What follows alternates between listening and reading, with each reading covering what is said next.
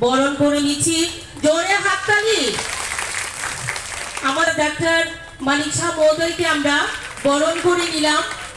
মানে MP মৈচাং Rajib Bhattacharya Risa কান্ডুই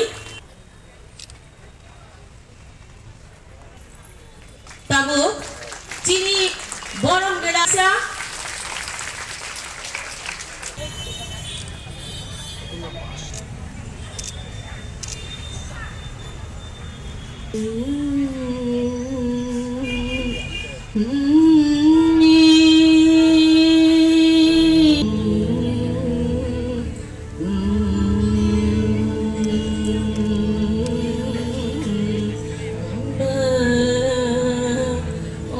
and food festival এই corporation market এখানে হচ্ছে লেকচুমনিতে।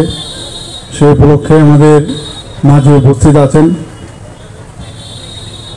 আমাদের রাজ্যসভার মাননীয় সদস্য, সবার পরিচিত মুখ শ্রী রাজীব ভট্টাচার্য মহোদয়, উপস্থিত ত্রিপুরা সরকারের ট্রাইবাল ওয়েলফেয়ার দপ্তরের মন্ত্রী শ্রী বিকাশ দেববর্মা মহোদয়, এবং একটু আগে যিনি ওনার মূল্যবান বক্তব্য এখানে রেখেছেন আমাদের মাঝে আমাদের প্রাক্তন মন্ত্রী ত্রিপুরা সরকারের এবং মাননীয় বিধায়ক শ্রী রামপদ জমাতিয়া মহোদয়, এবং যার উদ্যোগে আজকে এই অনুষ্ঠান মহারানী তুলসীবতী ওয়েলফেয়ার ট্রাস্টের যিনি সভাপতি শ্রী বিপিন দেববর্মা মহোদয়, উপস্থিত আছেন এখানে শ্রী রঞ্জিত আসেনি না, এখানে মহারানী তুলসীবতী ওয়েলফেয়ার ট্রাস্টের সমস্ত সদস্যরা এবং ফুড ফেস্টিভ্যালে অংশগ্রহণকারী যারা যারা পার্টিসিপেট করছেন এবং শিল্পীবৃন্দ এবং সাংবাদিক বন্ধুরা, সবাইকে আমি হার্দিক অভিনন্দন ও শুভেচ্ছা জানাচ্ছি। আপনারা একটু আগে আমার পূর্ববর্তী বক্তারা এখানে বলেছেন ত্রিপুরা সরকার জনজাতিদের উন্নয়নে যেভাবে কাজ করছেন সেই বিষয়ে এখানে আলোচনা রেখেছেন। আজকের আমি অত্যন্ত আনন্দিত যে এই ধরনের একটা অনুষ্ঠান এখানে রেখেছে, এবং এই অনুষ্ঠানের মূল উদ্দেশ্য হচ্ছে আমাদের যে ফুড হ্যাবিট, আমাদের জনজাতি ভাই বোনেদের যে ফুড হ্যাবিট তাকে বাঁচিয়ে রাখা, এবং আমাদের যে সংস্কৃতি, আমাদের যে কলা সেটাকে বাঁচিয়ে রাখার জন্য আজকের এই আয়োজন। আমাদের কৃষ্টি সংস্কৃতির যে বিকাশ তাকে সংরক্ষণ রাখা এর মূল উদ্দেশ্য। আমরা জানি যে জনজাতিদের অনেক ধরনের নৃত্য আছে, এবং ত্রিপুরার এই যে আমাদের কালচারাল যে হাব আমি বলবো ত্রিপুরাতে, আমরা বিভিন্ন জায়গায় আমার যেতে হয়, আমি দেখতে পারি এখন যে কত ধরনের আমাদের যে রিচ কালচারাল হেরিটেজ আমাদের আছে জনজাতিদের, সেটা কিন্তু সারা ভারতবর্ষের মধ্যে আমাদের তুলে ধরা দরকার। আমরা জানি হজগিরি নৃত্য, মামিতা নৃত্য, লবং বৌমানি নৃত্য, গড়িয়া নৃত্য, ঝিঝু ঝুম নৃত্য ইত্যাদি বহু নৃত্য আছে, আপনারা সবাই জানেন। এবং সেগুলো আমরা যখন মাঝে মাঝে যখনই বিভিন্ন প্রোগ্রামে আমরা যাই সেগুলো কিন্তু আমরা দেখতে পাই, এবং আমরা নিজেরাও খুব আনন্দ উপভোগ করি যে এই ধরনের রিচ কালচারাল আমাদের জনজাতি ভাই বোনেদের মধ্যে সেটাকে ধরে রেখেছে। এবং আমাদের সরকারও আমাদের যে আইসিআই ডিপার্টমেন্ট থেকে আমরাও চেষ্টা করি সেটার যাতে আগামী দিনে আরও বেটার তাদের পারফরমেন্স হয়, তার জন্য যা যা ট্রেনিং দরকার, বিভিন্ন জায়গায় পাঠানোর ব্যবস্থা করা, যাতায়াতের ব্যবস্থা করা, এগুলো কিন্তু আমরা সময় সময় আমরা করে থাকি।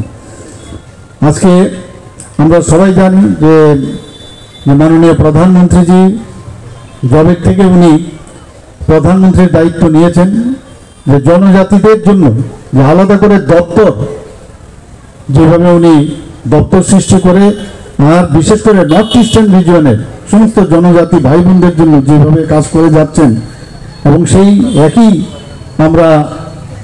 একই ধারায় আমরাও ত্রিপুরা সরকার সেভাবে কাজ করছে। আপনারা জানেন যে আগে উপজাতি কল্যাণ দপ্তর বলা হতো, উপজাতির নাম দেওয়া হতো, এখন আমরা বলছি সেটাকে জনজাতি দপ্তর। আমাদের সরকার আসার পর 2018 পর থেকে আমরা এই উপজাতি কল্যাণ দপ্তরের নাম চেঞ্জ করে আমরা সেটাকে জনজাতি দপ্তর করেছি। আপনারা সবাই জানেন এতদিন ধরে কুম্ভরাষ্ট্র আমরা দেখেছি, এবং দ্বিতীয় বিশ্বযুদ্ধের সময় আমরা যখন এই মহারাজা বীর বিক্রম কিশোর, যিনি আমাদের মহারাজা যখন ছিলেন, তখন উনার উদ্যোগে এই সিঙ্গারবিলে, যেটাকে আগরতলা আমরা এয়ারপোর্ট বলে থাকি, সেটাকে সিঙ্গারবিল এয়ারপোর্ট নাম দেওয়া হতো। উনার উদ্যোগে মানে সারা ভারতবর্ষের মধ্যে ওয়ান অফ দ্য ওল্ডেস্ট এই এয়ারপোর্ট উনার কারণে সেটা হয়েছিল। এর আগে অনেক সরকার এসছে, কিন্তু সেইভাবে মূল্যায়ন করা হয়নি। আমাদের সরকার আসার পর তার মূল্যায়ন আমরা করেছি উনার নামে, যেহেতু উনি এই সিঙ্গারবিল এয়ারপোর্ট করেছেন, আগরতলা এয়ারপোর্ট পরবর্তী সময় হয়েছে উনার নামে, আমরা সেটাকে মহারাজা বীর বিক্রম কিশোর মানিক্যের নামে আমরা সেই বিমানবন্দরের নাম করেছি এবং সেখানে ওনার মূর্তিও বসানো হয়েছে। মাননীয় প্রধানমন্ত্রীজি সেটার উদ্বোধন করেছেন। শুধু তাই নয়, ওনার যে 19শে আগস্ট জন্মদিন, সেই জন্মদিনকে আমরা ত্রিপুরা সরকার ছুটি ঘোষণা করেছি। এর আগে কিন্তু কেউ ঘোষণা করেননি। কাউকে সম্মান দেওয়া, জনজাতিদের সম্মান দেওয়া এই সরকার আসার পর এবং মাননীয় প্রধানমন্ত্রীজি যেভাবে কাজ করছেন, যেভাবে আমাদের নির্দেশ দিচ্ছেন, সেই দিশায় আমরা কাজ করছি। আমরা টিটিডিএসির যে নামকরণ, সেটাকে ত্রিপুরা টেরিটোরিয়াল কাউন্সিল করার জন্য আমরা আমাদের সেটাকে অনুমোদন আমরা দিয়েছি কাউন্সিল অফ মিনিস্টার, এবং সেটা আমরা দিল্লিতে পাঠিয়েছি। আমরা শুধু তাই না, আমরা সবাই জানি যে এডিসির আসন সংখ্যা হচ্ছে 28টি। এই 28টিতে আমরা দেখি যে অনেক জনজাতি গোষ্ঠী আছে যাদের মানে সেইভাবে রিপ্রেজেন্টেশন হয় না, যার জন্য আমরা সেখানে যাতে 50টা সিট করা যায়, অর্থাৎ সব যারা জনজাতি যারা আছেন আমাদের, তাদের রিপ্রেজেন্টেশন থাকে। কারণ রিপ্রেজেন্টেশন যদি না থাকে তাহলে কিন্তু তারা হারিয়ে যাবে। এখানে শুধু খাদ্যাভ্যাসের খালি সংরক্ষণ করলে এটা পরের কথা, কিন্তু আগে তো যারা জনজাতি তাদেরকে আমাদের বাঁচিয়ে রাখতে হবে। তার জন্য 50টা সিটের আমরা মানে সেটার আসন সংখ্যা যাতে বাড়ে 28 থেকে, তার জন্য কেন্দ্রীয় সরকারের কাছে পাঠিয়েছি। আমরা অ্যাসপিরেশনাল ব্লক 12টি ব্লককে আমরা অ্যাসপিরেশনাল ব্লক হিসেবে আমরা এই সরকার আসার পর আমরা সেটাকে ডিক্লেয়ার করেছি এবং ধলাই ডিস্ট্রিক্টকে আমরা অ্যাসপিরেশনাল ডিস্ট্রিক্ট হিসেবে আমরা ডিক্লেয়ার করেছি।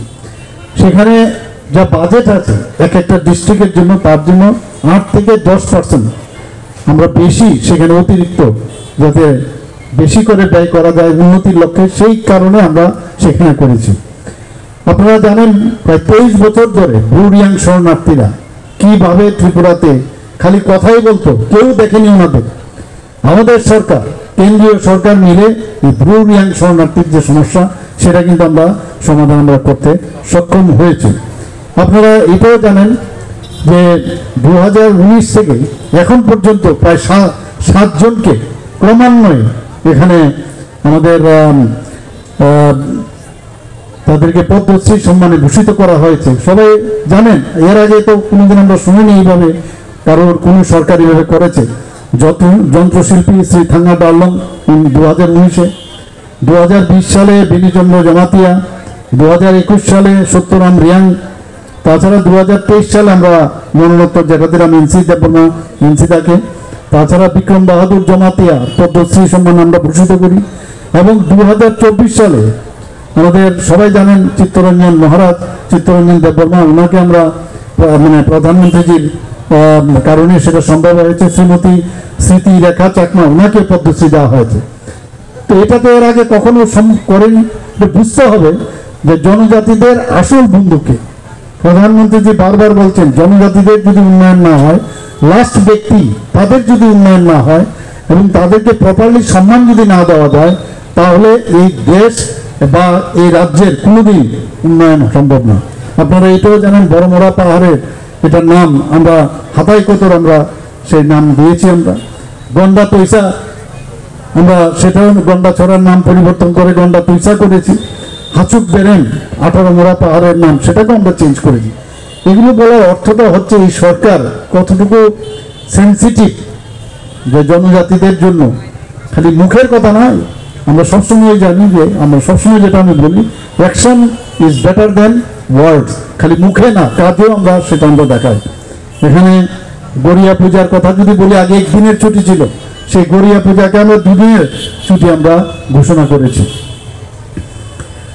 আপনারা জানেন যে আগে আমাদের এখানে উগ্রপন্থীর যে সমস্যা ছিল, সমস্ত নর্থ ইস্ট জোনে উগ্রপন্থী, আর জনজাতি গোষ্ঠীর যারা আছেন তারাই কিন্তু এটার মধ্যে বেশি মানে বলা যায়, তারাই কিন্তু এটা মানে এরা এর মধ্যে যুক্ত ছিল।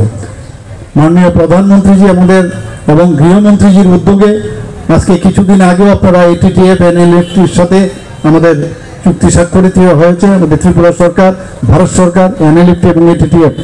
এতে করে 24শে সেপ্টেম্বর 2024-এ সমস্ত NLFT এবং ATTF এর সদস্যগণ তাদের অস্ত্র ত্যাগ করেছে, আপনারা নিশ্চয়ই দেখেছেন। এতে করে ত্রিপুরা বলা যায় যে এখন কোনো রকম উগ্রপন্থীর সেখানে উগ্রপন্থী মুক্ত ত্রিপুরা, এটা বলা যায়। তো সব দিকে আমরা চেষ্টা করছি। আগে কথায় কথায় মানে বিভিন্ন জায়গায় টেররিস্টদের আক্রমণে নিরীহ লোক মারা যেত, অপহরণ হতো, বহু লোক আমরা দেখেছি একটা অশান্তির পরিবেশের কারণে বাইরের থেকে আসতো না এখানে। আমরা যখন এখান থেকে ধর্মনগর যেতাম আতঙ্কের মধ্যে আমাদের যেতে হয়েছে, এসকর্ট দিয়ে যেতে হতো। সেই থেকে এখন মুক্তি পেয়েছি, রাত্রে 12টা 1টা 2টো যখনই চান আপনি এখন যেতে পারবেন, সেই ব্যবস্থা এখন এটা একমাত্র সম্ভব হয়েছে আমাদের মাননীয় প্রধানমন্ত্রীজি এবং আমাদের মাননীয় হোম মিনিস্টারের কারণে সেটা সম্ভব হয়েছে। শুধু তাই নয়, এটা তো গেল শান্তি রক্ষার ক্ষেত্রে, সম্মানের বিষয়। খাদ্যাভ্যাসের কথা তো আমি বললাম, আমাদের যে নৃত্যর এবং বিভিন্ন সঙ্গীতের বিষয় আমি বলেছি। আমাদের ছেলেদের এখানে আমাদের রাজীববাবু বলেছেন যে শিক্ষার ক্ষেত্র আমাদের যারা এখানে ছেলে মেয়েরা আছেন এখানে, আপনারা দেখবেন যে জনজাতিদের যারা স্টাইপেন্ড ও স্কলারশিপ তার ব্যবস্থা আমরা করেছি, pre matric post matric scholarship সেটাতেও আমরা ব্যবস্থা করেছি। যারা ANM GNM BSc নার্সিং প্যারামেডিক্সের কোর্স করতে চায় তাদের বিভিন্নভাবে আর্থিকভাবে এবং তাদের ট্রেনিং দেওয়ার ব্যবস্থা এই সরকার আমরা করেছি। এখানে আমরা যারা যে কোচিং, যে বিভিন্ন কোর্সে যাতে ওরা স্পেশাল কোচিং দেওয়া যায় সেই ব্যবস্থাটা আমাদের এডুকেশন ডিপার্টমেন্ট এবং আমাদের ট্রাইবাল দপ্তর থেকে আমরা করেছি, এবং প্রায় 10 থেকে 11,000 যে স্টুডেন্ট তাতে করে বেনিফিট পেয়ে যায়। আমরা supplementary education for elementary classes 2022 সালে সেটাও আমরা এই প্রকল্প আমরা এখানে চালু করেছি, তাতে করে প্রায় 10,138 জন ছাত্রছাত্রীদের কোচিং আমরা 413টা কোচিং সেন্টার আমরা ব্যবস্থা করেছি। বিভিন্ন যারা এখানে, বিশেষ করে আমি এই কথাগুলো বলছি যারা আমার ছোট ছোট মেয়েরা এখানে আছেন, আপনারা জানেন যে যেগুলো জনজাতি ছাত্রছাত্রীদের যে আবাসগুলো আছে সেগুলোকে মডার্নাইজ করার আমরা সেই ব্যবস্থা আমরা করেছি। বায়োমেট্রিক অ্যাটেন্ডেন্স সিস্টেম করেছি, ছাত্রী বাসগুলোতে স্যানিটারি প্যাড ভেন্ডিং মেশিন আমরা বসিয়েছি, ইন্টারনেট যাতে ওখানে ব্যবস্থা করার সাথে সাথে কম্পিউটার সেটও সেখানে আমরা ব্যবস্থা করেছি, CCTV ক্যামেরা নিরাপত্তার কারণে সেই ব্যবস্থা করেছি, স্মার্ট টিভির সাথে টাটা স্কাইয়ের সাথে যুক্ত করেছি আমরা, স্মার্ট ক্লাস, সাইকোলজিক্যাল কাউন্সিলিং, বিভিন্ন যে আসবাবপত্র লাগে, স্টিল আলমারি, school bag, solar lamp, filter ও জলের ট্যাঙ্ক, এই ব্যবস্থা আমরা করেছি। এখানে যারা আমার মেয়েরা আছেন নিশ্চয়ই আপনারা স্টুডেন্টরা নিশ্চয়ই সেইগুলো আপনারা পাচ্ছেন, আপনারা নিজেই নিশ্চয়ই দেখেন এগুলো, আগে কিন্তু এগুলো দেখতেন না আমরা। এবং এই জনজাতিদের জন্য আমরা 3টা ডিগ্রি কলেজ হোস্টেল আমরা করেছি, একটা মহিলা কলেজে করেছি, আম্বেদকর কলেজে ফটিকরায় করেছি, গন্ডাছড়া সরকারি কলেজ সেখানে করেছি। তাছাড়া একলব্য যে মডেল রেসিডেন্সিয়াল স্কুল এখানে আমাদের রামপদদার এখানে একটা আছে রেসিডেন্সিয়াল স্কুল একলব্য, মাননীয় প্রধানমন্ত্রী প্রায় 21টার মতো এই EMRS যে একলব্য মডেল রেসিডেন্সিয়াল স্কুল তার উনি ব্যবস্থা এখানে করেছেন। এর মধ্যে 6টার মতো চালু হয়েছে, 2টো মাননীয় প্রধানমন্ত্রী নিজে এসে তার উদ্বোধনও করেছেন, এবং বাকি আরও যে একলব্য মডেল রেসিডেন্সিয়াল স্কুল সেগুলো আশা করি আমরা 2025-26 সেটা সম্ভব হবে। অর্থাৎ গুণগত শিক্ষা কিভাবে দিতে হয় আমাদের সরকার সেই দিশায় আমরা কাজ করি। আমরা রাজনীতি কম, মানুষের জন্য কাজ করা, এবং যারা এতদিন যাদেরকে কেউ কোনোদিন চিন্তা করেননি তাদের সম্পর্কে এই সরকার এখন আমরা চিন্তা করছি। আমরা রাজ্যে বর্তমানে প্রায় 13টি জনজাতি বিশ্রামাগার আমরা চালু করেছি, বনধন বিকাশ কেন্দ্র আমরা স্থাপন করেছি, মুখ্যমন্ত্রী রাবার মিশন প্রকল্প চালু আছে। তাছাড়া এখানে বনাধিকার আইন 2006 সেটার বাস্তবায়ন আমরা করেছি, এবং আপনারা শুনে খুশি হবেন যে জনজাতিদের উন্নয়ন জন্য ভারত সরকার প্রায় 100 কোটি টাকা দিয়ে একটি বিশেষ প্যাকেজ মঞ্জুর করেছে। শুধু তাই নয়, প্রধানমন্ত্রী আদর্শ গ্রাম যোজনায় সেটারও এটার ইমপ্লিমেন্টেশন আমরা করছি। আর সবচাইতে বড় খবর যেটা, খুব অল্প সময়ের মধ্যে ওয়ার্ল্ড ব্যাংক থেকে জনজাতি এরিয়াতে আমরা যাতে তাদের সার্বিক উন্নয়ন হয় সেই কারণে ওয়ার্ল্ড ব্যাংক থেকে 2 বছরের মধ্যে তার স্যাংশন আমরা পাই, এবং সেটাকে বলে external aided project. World bank থেকে আমরা পেয়েছি প্রায় 1400 কোটি টাকা। এতে করে রাস্তাঘাট, বিভিন্ন ধরনের যে মানে কমিউনিকেশন থেকে শুরু করে স্কুল, সেই তার ব্যবস্থা, কলেজ, সেই কাজগুলো যেন করা যায় সেই কাজটা আমরা করছি। তো বিভিন্নভাবে আমরা চেষ্টা করছি যে জনজাতিদের উন্নয়ন হোক, এবং এই সরকার জনজাতিদের সাথে আছে। বারবার প্রধানমন্ত্রীজি বলছেন, আমরাও বলছি যে যতক্ষণ ধরে জাতি জনজাতি তাদের যদি সুদৃঢ় অবস্থায় আমরা না আনতে পারি, তাহলে কোনো অবস্থায় কোনো রাজ্য বা কোনো সরকার, সেটা কেন্দ্রীয় সরকারই হোক, দেশই হোক, রাজ্যই হোক, কোনদিন ডেভেলপ হবে না। কাজে আমরা সবাই মিলে একসাথে, যেটা রাজীববাবু বলেছেন বারবার, যে এক ত্রিপুরা শ্রেষ্ঠ ত্রিপুরা আমরা তৈরি করব। সবাই মিলে যদি আমরা কাঁধে কাঁধ মিলিয়ে, হাতে হাত মিলিয়ে আমরা কাজ করি, তবেই সেটা সম্ভব হবে। সবাইকে অসংখ্য ধন্যবাদ জানিয়ে আজকের যে কারণে আমরা সবাই এখানে একত্রিত হয়েছে সেটা সাফল্য হোক। সবাইকে আমি আবার ধন্যবাদ দিয়ে আমার বক্তব্য শেষ করছি। নমস্কার, জয় হিন্দ।